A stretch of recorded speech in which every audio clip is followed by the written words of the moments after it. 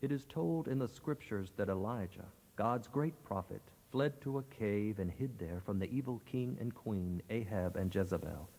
That night God spoke to Elijah, but not in the windstorm, or in the earthquake that shook the mountain, or in the roaring fire that followed. Instead, God spoke to Elijah in a still, small voice, a whisper. Matthew and Luke tell us in their Gospels that many years later God again spoke to his people in a still, small voice, the still, small voice of a special child. Again, it was at night, calm and silent, when God spoke. Again, there was a cave, a stable carved from a hill just outside the village of Bethlehem. And the prophet that time was the new Elijah, God's greatest prophet, the Messiah, the Savior of the world, the child Jesus. Outside that evening, the world prepared to rest from another day of toil. Suppers were eaten, dishes were cleaned and put away. Family members went about their evening activities until it was finally time to put out the lights and go to sleep. It was on this night, long ago and far away, that Jesus, the Son of God, was born. All was calm, all was bright, silent was the night.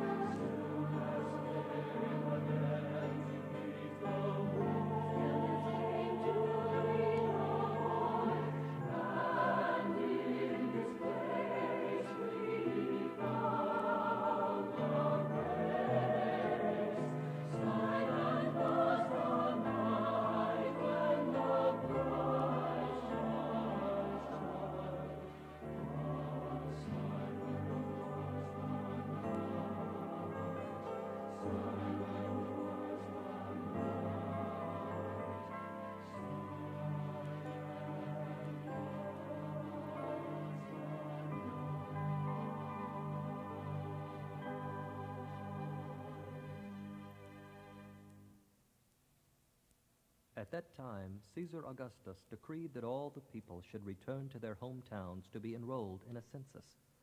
So Joseph and Mary, his wife, who was pregnant, started out from Galilee to Bethlehem, the city of David, because Joseph was a descendant of David. The road was dark as they approached Bethlehem. The silvery stars glittered brightly in the clear sky. Joseph walked along in silence, holding the donkey's reins, leading the way. Mary sat on the animal and stared ahead, watching for the distant glow from the village lights, a signal that their long journey from Nazareth was about to end.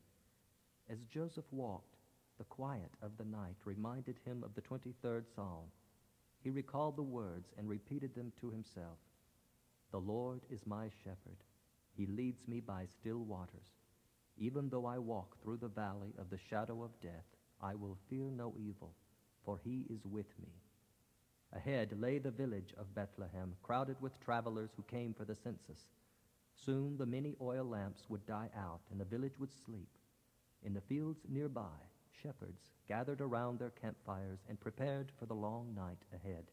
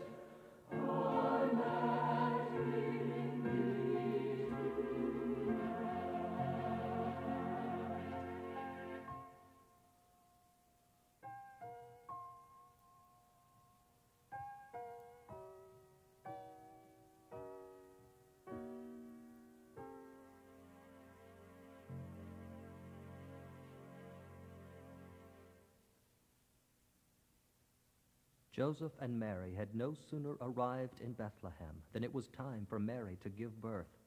Since there was no room for them in the town's crowded inn, the child was born in a stable, wrapped in swaddling clothes, and laid in a manger.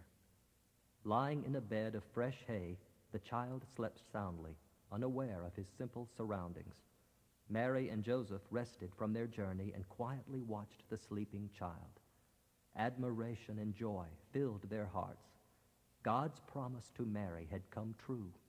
The Messiah was born. They named the child Jesus, or Emmanuel, which means God with us. The cattle and oxen slumbered peacefully in their stalls as they shared their home with the Holy Family. All was calm, all was bright, silent was the night.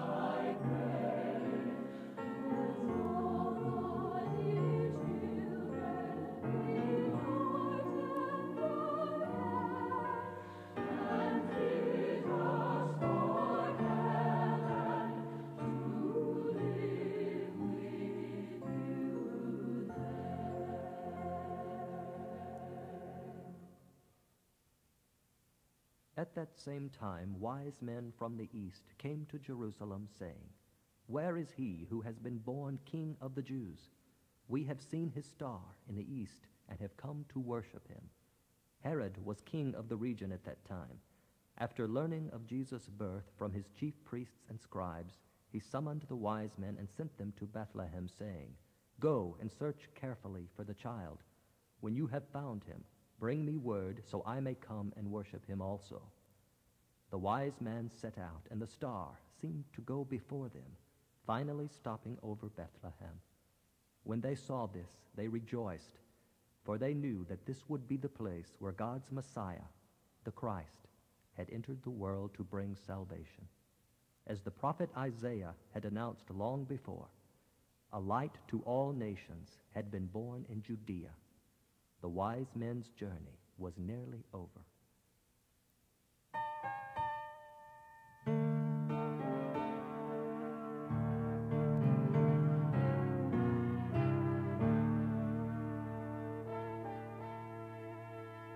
The star, we follow the star, over mountain and plain we see, through forest dark and valley wide, we journey to find our King. We journey to find our King.